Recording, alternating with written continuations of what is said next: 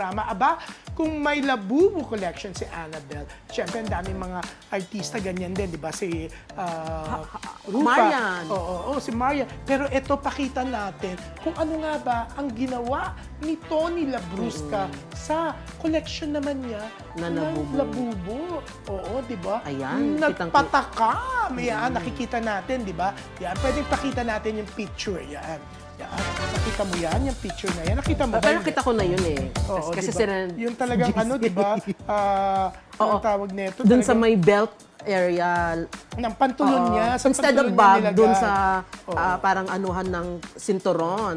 Doon niya sinabit yung kanyang Labubu Oo. flash At, doll. syempre, kita yung kanyang arms, Correct. di ba? So, parang naka-crop top ba siya? Oo.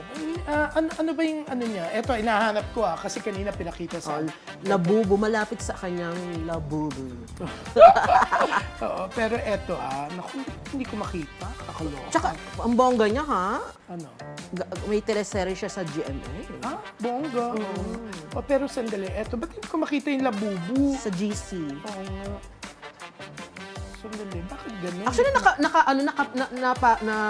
nasa Abante na yung nung isang araw. Oo nga. Sinunat oo. ni Carl, di ba? Oo nga. Carl, bakit nawawala dito? Hindi mo yata nilagay dito yung Parang inansend ni Carl. Sinend mo na ngayon? Saan mo? Eto.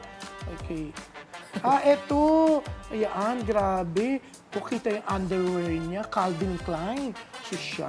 Tinaas niya yung damit niya, hindi siya nakaano. Parang nga siyang naka-sweat-sweat eh. Siguro tinaas niya. Ayan, may mga balahibo pa siya, di ba? Sa kanyang abs. Abs ba yun? Gusto niya Ano ba pakita na dito? ano.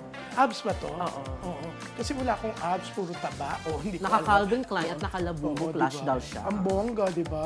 Oo. Alam mo, maglagay rin kaya tayo ng Labubu dito. Actually- Tapos sa tiyan natin, isabi. Actually, di ba si Ma?